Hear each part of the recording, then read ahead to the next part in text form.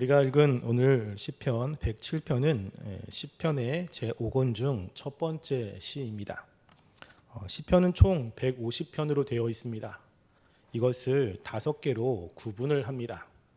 그래서 1권은 1편부터 41편까지, 2권은 42편부터 72편까지, 3권은 73번부터 89편까지, 4권은 90편부터 106편까지입니다. 우리가 오늘 같이 살펴볼 말씀은 시편 제5권의 첫 번째 말씀입니다. 이 각 권들이 따로따로 떨어져서 이야기하는 것이 아니라 이것들이 각각 연결이 되어 있습니다. 특별히 오늘 말씀은 시편 106편과 긴밀한 연관을 가지고 있습니다. 시편 107편 1절 말씀과 시편 106편 1절 말씀이 거의 같은 내용으로 되어 있습니다. 시편 106편 1절에는 할렐루야 여호와께 감사하라 그는 선하시며 그 인자하심이 영원함이로다 라고 이야기를 하면서 이 시편 101편과 같은 내용을 기록하고 있습니다. 뿐만 아니라 시편 106편 47절 말씀에 보면 이 시편 기자가 이렇게 이야기합니다. 그들을 위하여 그의 언약을 기억하시고 그 크신 인자하심을 따라 뜻을 돌이키사 47편입니다. 여호와 우리 하나님이여 우리를 구원하사 여러 나라로부터 모으시고 우리가 주의 거룩하신 이름을 감사하며 주의 영예를 찬양하게 하소서라고 이야기합니다. 이 말씀에 보면 우리를 구원하사 여러 나라로부터 모으시고 라고 기도하고 있습니다. 이 기도의 응답이 시편 107편 3절에 나와 있습니다. 그래서 하나님께서 대적의 손에서 그들을 속량하셔서 동서남북 각 지방에서부터 모으셨다라고 기록됩니다. 즉 106편에 하나님께 기도한 기도의 제목이 107편에서 응답되었음을 우리는 보게 됩니다. 그래서 우리가 107편 내용이 어떤 내용인지를 함께 살펴보려고 합니다. 시편 107편은 총 4개의 단락으로 구성되어 있습니다. 1절부터 3절 말씀은 이 감사를 권면하고 있습니다. 4절부터 시작해서 32절까지 길게는 이 감사해야 되는 4개의 영역에 대해서 이야기를 합니다. 특별히 4절부터 9절은 광야에 임하신 하나님의 구원하심을 찬양하고 10절부터 16절은 죄로 인해서 삶이 답답하고 힘든 상황 속에서 하나님이 구원하심을 찬양하고 있고 17절부터 22절까지는 역시 죄로 인해서 하나님의 징계 속에 이 육체의 질병을 가지고 있는 사람이 하나님의 구원을 받은 것을 찬양하고 있습니다. 23절부터 32절까지는 이제 앞에 4절부터 9절에 광야와 대조적으로 이 바다에 임한 하나님의 구원을 찬양하고 있습니다. 이렇게 4가지 영역에서 하나님의 구원에 대한 이야기를 한 후에 이제 33절부터 42절까지는 찬양할 이유를 길게 이야기를 합니다. 그리고 마지막에는 43절에 지혜를 권면합니다. 마지막 43절 말씀에 보면 지혜 있는 자들은 이러한 일들을 지켜보고 여호와의 인자하심을 깨달으리로다 라고 이야기를 하죠. 즉 하나님께서 이 세상에 하나님의 인자하심을 드러내는 사건들이 있음을 이야기를 하고 그 사건들을 통해서 하나님의 인자하심을 깨닫는 것이 지혜라고 이야기를 합니다. 그래서 우리의 삶 가운데 하나님의 함께하심을 깨닫고 그 하나님을 찬양하는 삶으로 나가는 사람이 지혜자라고 이야기를 합니다. 우리가 오늘 함께 살펴볼 말씀은 1절부터 32절까지의 말씀을 살펴보려고 합니다. 시편 기자는 가장 먼저 1절에 이렇게 이야기를 합니다. 여호와께 감사하라 그는 선하시며 그 인자하심이 영원함이로다 라고 기록되어 있습니다. 이것을 원어대로 그대로 직역하면 이렇게 직역할 수 있습니다. 너희는 여호와께 감사하라 왜냐하면 선하시기 때문이다. 왜냐하면 그분의 인자가 영원하기 때문이다 라고 기록되어 있습니다. 즉 우리가 하나님께 감사해야 되는 이유를 이 왜냐하면이라고 하는 접속사를 통해서 이야기를 합니다. 그래서 학자들은 이 내용이 송영시로 되어 있다고 이야기를 해서 예배 시간에 사회자가 여호와께 감사하라 라고 하면 회중은 왜냐하면 선하시기 때문이다. 또 사회자가 여호와께 감사하라 라고 하면 회중은 왜냐하면 그분의 인재가 영원하기 때문이다 라고 했다고 생각을 합니다. 오늘 말씀해 보면 우리가 하나님을 찬양하고 또 하나님께 감사할 때는 분명한 이유가 있다는 거지요.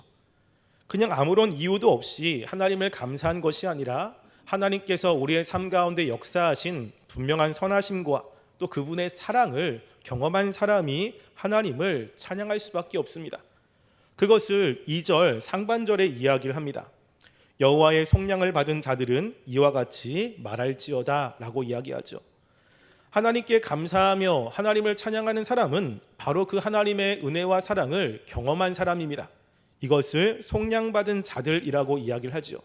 즉 어려운 상황 속에서 내 힘으로 감당할 수 없는 그러한 조건 속에서 하나님의 놀라운 은혜로 그 어려움들을 극복한 사람들을 이야기를 합니다. 그 사람들은 이 하나님의 그 놀라우심을 계속 이야기하라고 말합니다. 여기서 말할지어다 라고 하는 것은 미완료 명령형으로 되어 있습니다. 그러니까 한번 이야기하는 것으로 그치는 것이 아니라 이것들을 계속해서 만나는 사람마다 또 되풀이해서 이야기하라고 말을 하고 있는 것이죠. 우리가 삶 가운데 하나님의 은혜를 경험한 그 경험들이 있지 않습니까? 우리가 그것을 다른 사람들에게 이야기를 합니다. 근데 그 경험이 크면 클수록 그 빈도수가 좀 잦아질 수밖에 없습니다. 저도 저의 삶 가운데 하나님의 은혜가 참 많이 있었습니다. 그래서 저는 만나는 사람마다 또 제가 기회만 되면 저의 삶 가운데 임하시는 하나님의 은혜들을 역사하심들을 이야기를 합니다. 듣는 사람들은 목사님 그 얘기를 또 하나? 라고 이야기를 하지만 제 마음 가운데는 그 하나님의 은혜가 너무 크고 너무나 감사하기 때문에 말을 하지 않을 수가 없습니다. 그래서 또 얘기하고 또 얘기하는 것이죠. 그렇게 얘기를 하면서 그때 주신 하나님의 은혜와 감사함을 다시 한번 되새기고 또 나의 삶 가운데 역사하셔서 인도하신 그 하나님을 더욱더 신뢰하겠다라고 하는 이런 마음으로 또 이야기를 합니다. 시편 기자가 지금 그런 것이죠. 여호와의 속량을 받은 자들은 이와 같이 계속해서 그 하나님의 역사하심을 이야기를 하라고 명령을 합니다.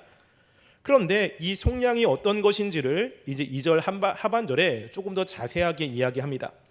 이번 하반절에 보면 여호와께서 대적의 손에서 그들을 속량하사라고 이야기를 하죠. 여기서 대적의 손이라는 것은 여러 가지가 의미가 있지만 그 중에서도 이 땅에서 당하는 모든 환난과 고통을 상징하고 있습니다.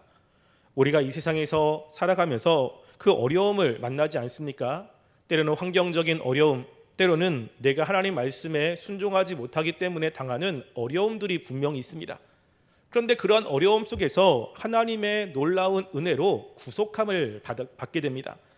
우리가 이따 살펴보겠지만 4절부터 32절까지도 마찬가지입니다. 그 말씀들을 우리가 보면 그 환경의 어려움을 당하는 경우가 있습니다. 특별히 4절과 5절에는 광야에서 23절부터 27절에는 바다에서 어려움을 당합니다. 상황적으로 너무나 힘들고 괴로운 상황 속에서 하나님이 은혜를 주셔서 그 어려움을 극복합니다.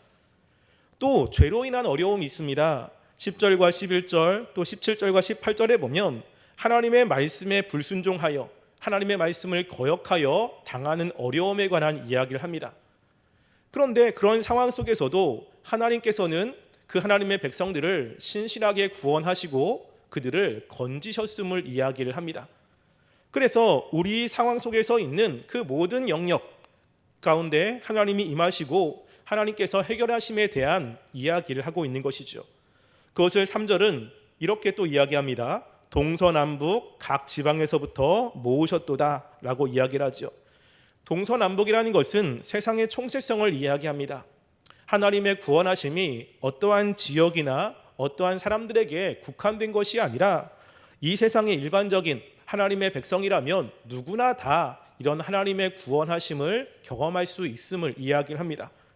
또 동서남북이라고 하는 네 가지 방향을 이야기를 하면서 4절부터 32절에는 그 네 가지의 영역을 함께 이야기를 하며 하나님께서 우리의 삶 가운데 깊이 역사하심을 이제 이야기를 합니다.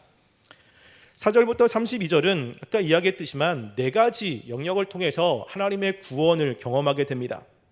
그 경험은 환경적인 어려움과 또는 죄로부터의 어려움이 있습니다.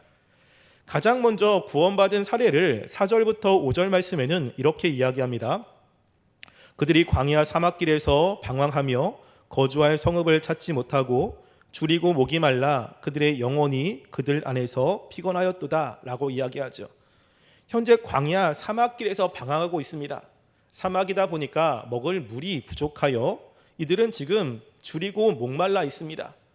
사막에서 살기 위해서는 빨리 그곳을 벗어나야 됩니다. 근데 지금 이 시인은 어디로 가야 될지 모르는 상황 가운데 있습니다. 정처 없이 떠돌아다니고 내가 어디로 가야 구원을 받을지 알지 못하는 상황 속에서 하나님께서 그들의 앞길을 인도하십니다. 7절 보시면 바른 길로 인도하사 거주할 성읍에 이르게 하셨도다 라고 이야기하죠. 7절에서 강조하고 있는 것은 바른 길로 인도하사라고 하는 것입니다. 즉 자신이 거주할 성읍을 찾았는데 이 성읍이 하나님께서 자신의 삶을 인도하셨다라는 것을 이야기를 합니다. 즉 자신이 어디로 가야 될지 막막한 상황 속에서 무엇을 해야 될지 모르는 상황 속에서 하나님이 자신의 그 어려움을 극복하셨음에 대해서 이야기를 합니다. 우리가 또 23절부터 시작해서 25절까지는 이 바다에 관한 이야기를 합니다. 배를 타고 바다를 항해하는데 바다에 파도가 칩니다. 그 파도 속에서 그 배 안에 있는 사람들은 아무것도 할 수 있는 것이 없습니다. 자신들이 경험했던 경험 또 자신들의 노하우 이런 것을 가지고 그 파도에서 벗어나려고 하지만 이 사람들은 그곳에서 벗어날 수가 없습니다. 자신의 능력으로 아무것도 할 수 없는 거죠. 그래서 그들은 27절에 보면 이리저리 구르며 취한 자같이 비틀거리니 그들의 모든 지각이 혼동 속에 빠지는도다 라고 이야기합니다. 그 상황 속에서 뭘 해야 될지 아무것도 생각할 수가 없는 상황입니다. 삶이 너무나 힘들고 너무나 급작하고 그리고 자신이 죽을 수 있다라고 하는 그런 상황 속에서 아무것도 할 수 없는 이 상황을 이야기를 합니다. 그런데 그 상황 속에서 하나님이 역사를 하십니다. 자신의 능력으로 할 수 없는 그 일을 하나님께서 역사하시사 29절에 보시면 광풍을 고요하게 하사 물결도 잔잔하게 하시는도다 라고 이야기하면서 하나님의 놀라운 역사하심을 찬양하고 있습니다. 또 우리가 17절부터 시작해서 말씀해 보면 10절부터 12절 말씀해 보면 이렇게 또 이야기합니다. 그들이 흥함과 사망의 그늘에 앉으며 공고와 쇠사슬의 매임은 하나님의 말씀을 거역하며 지존자의 뜻을 멸시함이라 라고 이야기하죠. 지금 이 사람은 흑암과 사망의 그늘에 앉아 있습니다. 흑암과 사망이라는 것은 하나님의 혹독한 징계의 자리에 던져진 이스라엘 백성의 암울한 상태를 총칭하고 있습니다. 그래서 자신이 하나님의 말씀대로 살지 않아서 하나님이 주시는 그 어려움을 경험하고 있습니다. 하나님이 주시는 어려움이기 때문에 자신의 능력으로는 그것을 헤쳐나갈 수가 없죠. 그런데 그런 상황 속에서 하나님이 이들을 구원하셨습니다. 그래서 14절 말씀에 보면 흑암과 사망의 그늘에서 인도하여 내시고 그들의 얽어맨 줄을 끊으셨도다 라고 이야기를 합니다. 즉 하나님께서 징계를 주셨지만 하나님이 다시 그 징계 속에서 이 시인을 건지셨음을 고백하며 하나님을 찬양하고 있습니다. 17절부터 22절까지는 육체의 고난입니다. 근데 이 육체의 고난도 하나님의 말씀을 지키지 않았기 때문에 당하는 고난으로 묘사되어 있습니다. 17절과 18절 보시면 미련한 자들은 그들의 죄악의 길을 따르고 그들의 악을 범하기 때문에 고난을 받아 그들은 그들의 모든 음식물을 싫어하게 되어 사망의 문에 이르렀도다 라고 이야기를 하죠. 미련한 자들이 그들의 죄악의 길을 따릅니다. 하나님의 말씀에서 벗어나 죄악된 길로 따라 결국에는 그들의 육체에 고통을 당하게 됩니다. 그래서 그들이 음식을 싫어하고 사망의 문에 이르렀다라고 해서 이제 자신의 육체적인 고난 때문에 죽음의 문턱에 다다라 있음을 이야기를 하죠. 이런 상황 속에서 의사나 주변에 있는 여러 가지 방법으로 해결할 수 없지만 그 상황 속에서 또 하나님이 역사하셔서 이 어려움을 해결해 주십니다. 그래서 하나님께서 20절 말씀에 보면 그가 그의 말씀을 보내어 그들을 고치시고 위험한 지경에서 건지시는도다 라고 이야기하죠. 이번에는 하나님께서 다른 것이 아니라 선지자를 통해서 말씀을 보내십니다.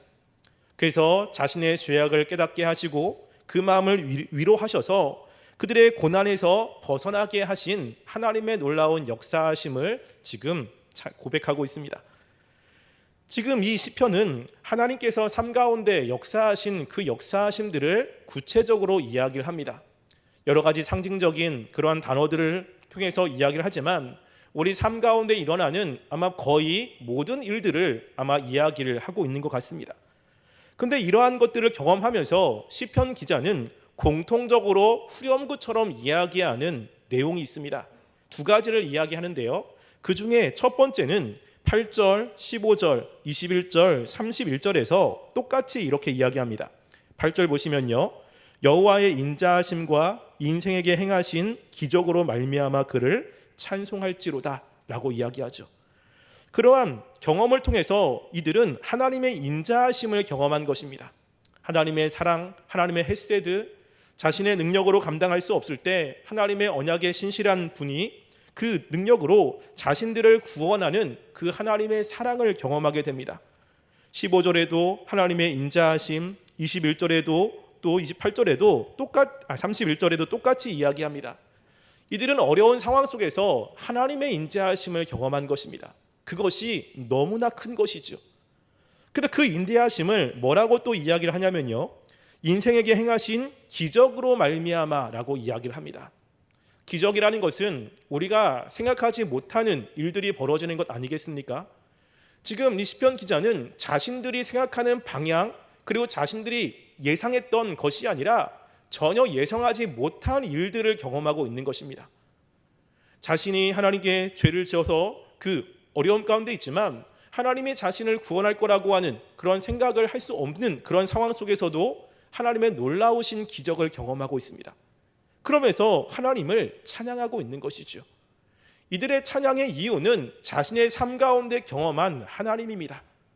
자신의 삶 가운데 역사하신 그 하나님의 인자하심과 그 신실하심이 이들이 찬양을 하는 이유입니다. 그 상황 속에서 하나님의 사랑을 깨달았고 하나님의 신실하심을 깨달았고 하나님의 언약에 충실하심을 깨달았습니다. 이것이 다른 어떤 것보다 감사하고 귀한 것이죠. 그래서 하나님을 찬양하지 않을 수가 없는 것입니다. 우리가 하나님을 믿는 사람이라면 분명 이런 경험들이 있을 것입니다. 아무것도 보이지 않는 상황 속에서 이제 나는 끝났다라는 그런 상황 속에서 하나님의 역사하심으로 그 어려움들을 극복한 일들이 분명히 있을 것입니다. 우리가 하나님을 찬양해야 되는 이유가 바로 그런 것입니다. 또한 우리가 죄에 빠져서 이 죄의 지배 가운데 있을 수밖에 없는 우리들을 예수 그리스도를 보내주셔서 하나님께 나와 예배드릴 수 있게 하시고 하나님의 자녀 삼아주시고 또 이따 이야기했지만 하나님께 기도할 수 있는 특권을 주신 그 하나님의 은혜, 이 하나님의 은혜를 우리가 찬양하며 높이는 것이 필요합니다. 하나님이 우리를 구원하셨을 때 하나님께서 원하시는 목적 중에 하나는 하나님의 그 영광을 찬송하기 위한 것입니다. 이것을 사도 바울이 에베소서 1장에서 잘 이야기를 합니다. 에베소서 1장 말씀에 보면 사도 바울이 우리의 구원을 삼위일체 하나님과 관련돼서 설명을 합니다. 그러면서 후렴구처럼 이야기를 하는 것이 그의 영광을 찬송하게 하려 하심이라 라고 이야기를 하죠. 하나님께서 우리를 구원하셨을 때 하나님께서는 그 구원을 받은 백성들이 하나님의 영광 그리고 하나님의 신실하심을 찬양하기를 원하십니다. 하나님을 높이시기를 원하시는 것이죠. 이것을 히브리 기자는 히브리서 13장 15절 말씀에 이렇게 이야기합니다. 그러므로 우리는 예수로 말미암아 항상 찬송의 제사를 하나님께 드리자. 이는 그 이름을 증언하는 입술의 열매니라 라고 이야기하죠. 우리가 예수님으로 말미암아 항상 찬양의 제사를 드리라고 이야기합니다. 예수님을 통해서 구원받은 그 은혜를 깨달은 사람들은 하나님을 높이는 일을 해야 된다는 것이죠. 그것을 입술의 열매라고 이야기합니다. 말로 하나님의 그 위대하심을 이야기하고 우리의 입으로 다른 사람들에게 주님의 그 높으심을 전하는 삶, 이것이 주님이 우리에게 원하시는 삶이라고 하는 것입니다. 그런데 이러한 시편 기자가 그런 어려움 상황 속에서 하나님의 그 구원을 경험한 이 방법들이 소개되어 있습니다. 그 방법들이 똑같이 동일하게 후렴구처럼 반복되고 있는 건데요. 시편 6편 6절, 13절, 19절, 28절에 나와 있습니다. 우리 6절 말씀에 보면 이에 그들이 근심 중에 여호와께 부르짖음에 그들의 고통에서 건지시고 라고 이야기하죠. 13절 말씀도 보면 이에 그들이 그 환난 중에 여호와께 부르짖음에 그들의 고통에서 구원하시되, 19절 말씀도 보시면요, 이에 그들이 그들의 고통 때문에 여호와께 부르짖음에 그가 그들의 고통에서 그들을 구원하시되, 28절 보시면 이에 그들이 그들의 고통 때문에 여호와께 부르짖음에 그가 그들의 고통에서 그들을 인도하여 내시고 라고 이야기합니다. 지금 시편에 나와 있는 사람들은 어렵고 힘든 순간에 하나님의 은혜를 경험합니다. 근데 그 경험한 사람들의 공통적인 그 모습은 하나님께 부르짖었다는 것입니다. 이 부르짖었다라고 하는 것은 미완료로 되어 있습니다. 한 번 기도한 것이 아니라 이들은 끊임없이 부르짖었다는 것이죠. 또 하나님께서 구원하셨다라고 하는 그 단어도 미완료로 되어 있습니다. 그러니까 이런 상황들이 우리 가운데 한 번만 찾아오는 것은 아니죠. 우리 삶의 막막한 상황들 한 번만 찾아옵니까? 그렇지 않죠. 여러 번 찾아옵니다. 반복해서 찾아옵니다. 우리 삶 가운데 그 막막한 어려움들, 그리고 우리 힘으로 감당할 수 없는 그 어려움, 이런 것들 한 번만 찾아오지 않습니다. 그런데 그때그때마다 하나님께 기도했는데 하나님께서는 기도한 그때그때마다 응답하셨음을 강조하고 있는 것입니다. 어려움 당했을 때 한 번만 구원하시고 이제 됐다, 나머지는 네 마음대로 해라, 네 능력대로 해라 라는 것이 아니라 우리가 어려울 때 또 기도하면 또 응답하시고 또 기도하면 또 응답하시고 하나님의 이런 신실하심을 반복해서 이야기를 합니다. 우리가 하나님께 기도하면 하나님은 우리의 기도에 귀를 기울이십니다. 그리고 우리에게 응답하시는 하나님이라는 것을 지금 이야기를 하는 것이죠. 이렇게 기도를 통해서 하나님의 응답을 경험한 것입니다. 우리가 기도를 통해서 하나님 도와주세요 라고 했을 때, 우리가 기도한 그 문제가 해결되었을 때 우리는 야, 정말로 하나님이 우리의 기도에 응답하셨구나 라는 것을 깨닫게 됩니다. 우리가 기도하지 않으면 하나님이 우리의 삶 가운데 역사를 해도 그것이 기도의 응답인지를 잘 모를 때가 있습니다. 그런데 우리가 간구했는데 그 문제가 해결되는 것입니다. 우리가 너무 힘든데 그 고통에서 벗어나는 것입니다. 그러면 하나님의 신실하심과 또 하나님의 우리를 사랑하심이 훨씬 더 강력하게 느끼지 않습니까? 하나님은 우리들에게 어려운 상황 속에서 기도하라고 이야기를 합니다. 기도하면 들어주시겠다고 이야기를 하죠. 우리가 어렵고 힘든 순간에 하나님께 기도하여 하나님의 은혜를 경험하는 삶이 되었으면 좋겠습니다. 또 그러한 경험들이 점점점 풍성해져서 시편 기자가 이야기한 것처럼 우리의 입술로 하나님을 찬양하는 삶이 되었으면 좋겠습니다. 그래서 내가 경험한 그 하나님이 너무 감사하고 너무 기쁘고 하나님보다 뛰어난 분이 없음을 마음속에 풍성히 경험하여 그 하나님을 증거하며 하나님을 찬양하는 삶이 우리의 일평생이 되었으면 좋겠습니다. 삶의 어려움은 분명히 있습니다. 이 어려움은 하나님이 능력이 없기 때문에 우리에게 주신 것이 아니라 하나님께서 능력이 있음에도 불구하고 그 어려움 속에서 구원하시는 하나님의 놀라우심을 우리가 경험하기 위해서, 하나님을 더 경험하기 위해서 주신 것입니다. 그래서 이스라엘 백성들이 하나님을 가장 많이 경험한 때가 언제입니까? 그들이 가장 어려울 때입니다. 광야의 기간, 가장 힘든 기간, 그때 하나님의 사랑과 신실하심이 가장 풍성하게 경험되는 때입니다. 우리가 어려운 상황 속에서 우리는 어려움에만 집중되어 힘들다고 이야기하지만 그 어려운 상황이 하나님의 그 위대하심을 더 많이 경험할 수 있는 기회고 우리가 하나님께 찬양으로 나갈 수 있는 기회라는 것을 생각하셔서 어렵고 힘든 그 순간에 우리가 더 하나님께 기도하는 자리에 나오시고 더 하나님께 부르짖어 하나님의 은혜를 경험하는 삶이 되기를 간절히 소원합니다. 기도하겠습니다.